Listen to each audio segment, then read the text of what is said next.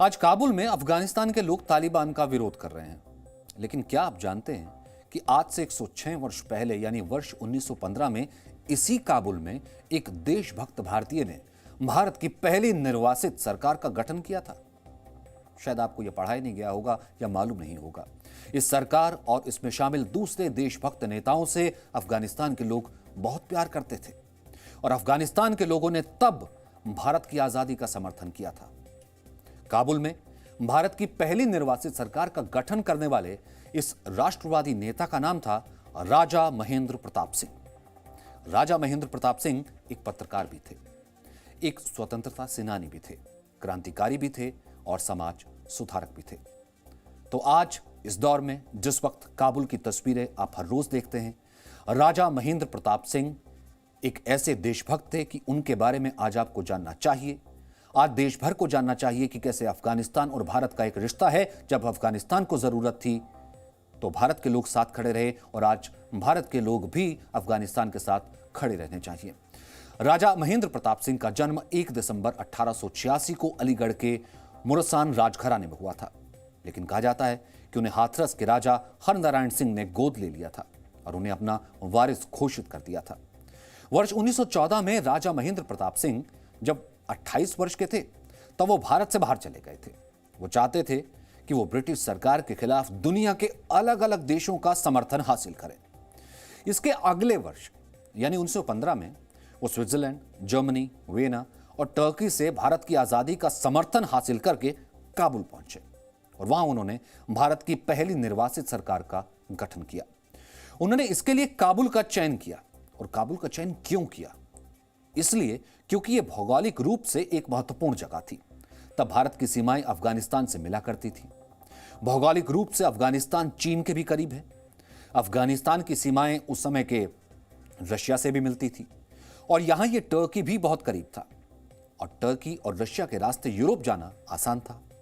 महेंद्र प्रताप सिंह इन देशों के साथ साथ यूरोप के कुछ देशों और अमेरिका का भी समर्थन हासिल करना चाहते थे। उनकी इस कोशिश से ब्रिटिश सरकार इतना डर गई कि उसने ऐलान कर दिया था कि जो भी राजा महेंद्र प्रताप सिंह के बारे में बताएगा या उन्हें जिंदा या मुर्दा पकड़ेगा उसे इनाम दिया जाएगा। लेकिन आपसे शायद बहुत कम लोगों को यह मालूम होगा कि महेंद्र प्रताप सिंह के बारे में ये सारी बातें जो कि शायद आपने सुनी भी ना हो। बहुत कम लोगों को ही इसके बारे में जानकारी होगी कि महेंद्र प्रताप सिंह ने ही अलीगढ़ मुस्लिम यूनिवर्सिटी यानी एएमयू को अपनी निजी जमीन दान में दी थी। आज भारत के लोग एएमयू की स्थापना करने वाले सर सैयद अहमद खान के बारे में तो जानते हैं, जिन्हें ब्रिटेन की सरकार ने order of the star of India पुरस्कार से सम्मानित किया था और जिन्हें सर की उपाधि भी थी। यहीं से भारत में पुरस्कार गैंग की शुरुआत हुई थी। लेकिन भारत के लोग राजा महेंद्र प्रताप सिंह के बारे में नहीं जानते, जिनसे अंग्रेजों की सरकार खौफ खाती थी।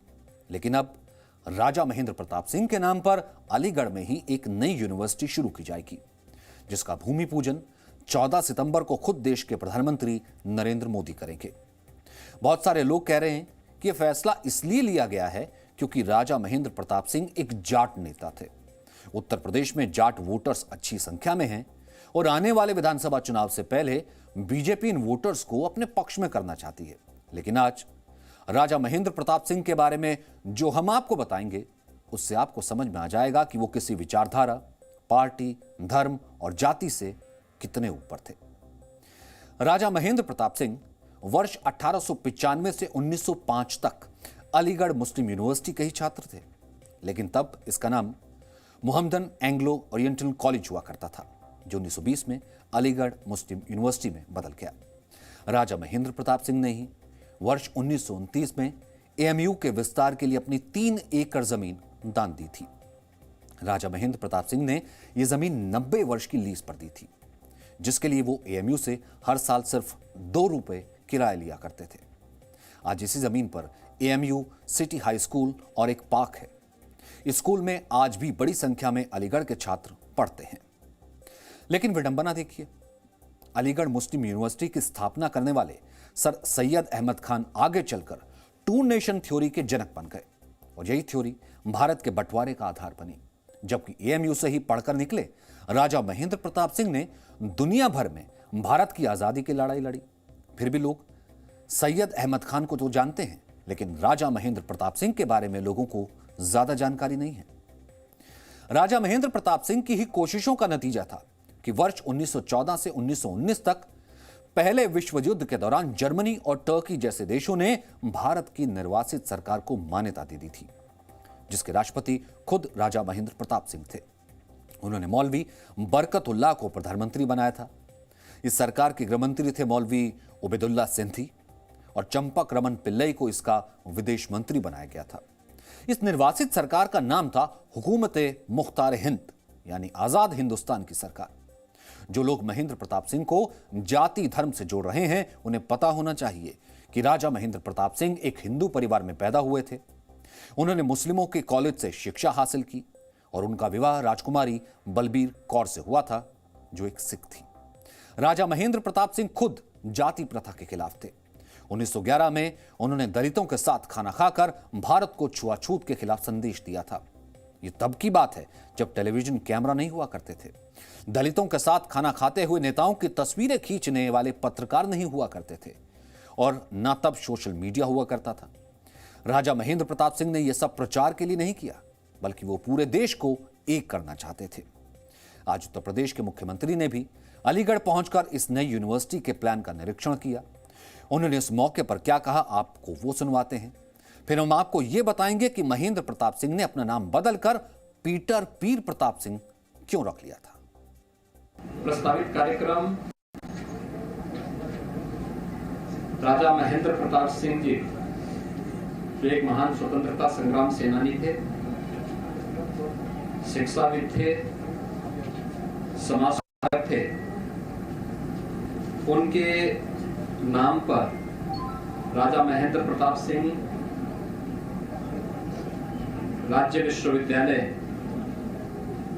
के शिलान्यास का कार्यक्रम आदरणीय प्रधानमंत्री जी के कर कमलों से संपन्न होने जा रहा है। परंपरागत पाठ्यक्रम के साथ साथ स्किल डेवलपमेंट और अन्य रोजगारपरक कार्यक्रमों के साथ ही एक विश्वविद्यालय आने वाले समय में अलीगढ़ कमिश्नरी और इस क्षेत्र के विकास का एक धुरी बनेगा। राजा महेंद्र प्रताप सिंह राष्ट्रवादी थे, लेकिन वो ये भी चाहते थे कि देर सवेर पूरी दुनिया में एक ही सरकार हो, यानी देश तो अलग हो लेकिन उन पर शासन एक ही सरकार का हो, ताकि दुनिया के संसाधन सभी देशों के बीच बराबर बंट सकें और विकसित और विकासशील देशों के बीच की खाई को भरा जा सके। वो कुछ गिने चुने देशों को ज्यादा शक्तियां और अधिकार दिए जाने के भी खिलाफ थे। राजा महेंद्र प्रताप सिंह अगर आज जिंदा होते तो वो संयुक्त राष्ट्र की सुरक्षा परिषद में शामिल 5 देशों को हासिल वीटो पावर का विरोध करते।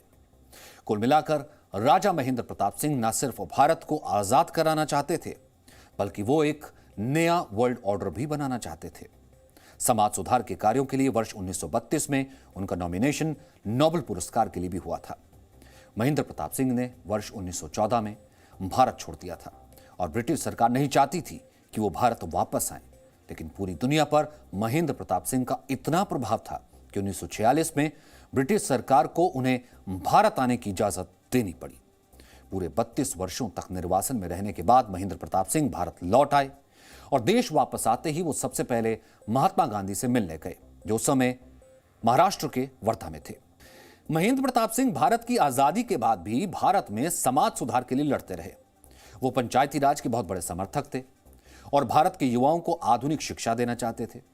1957 में महेंद्र प्रताप सिंह ने निर्दलीय उम्मीदवार के तौर पर मथुरा लोकसभा सीट से अटल बिहारी वाजपेयी के खिलाफ चुनाव लड़ा था और महेंद्र प्रताप सिंह ने यह चुनाव जीता भी था। दिलचस्प बात यह है कि एक समय में महेंद्र प्रताप सिंह ने अपना नाम बदलकर पीटर पीर प्रताप रख लिया था। वो हिंदू, मुस्लिम और ईसाइयों की एकता के पक्ष में थे और यही संदेश देने के लिए उन्होंने अपना नाम बदल लिया था। 1909 में उन्होंने वृंदावन में एक प्रेम विद्यालय भी खोला था, जिसका उद्देश्य भारत के युवाओं को आत्मनिर्भर बनाना था। इस प्रेम विद्यालय में युवाओं के कौशल यानी स्किल्स पर ध्यान दिया जाता था। आप अंदाजा लगा सकते हैं कि महेंद्र प्रताप सिंह कितने दूरदर्शी थे। जो सुधार आजादी के 74 वर्षों के बाद आज भारत में हो रहे हैं, उनकी नींव राजा महेंद्र प्रताप सिंह ने वर्षों पहले रख दी थी।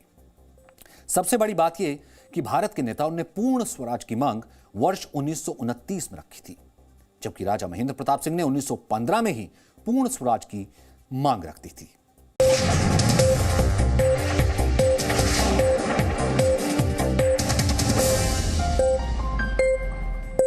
Presenting B News app, available on Google Play and App Store. Download it now.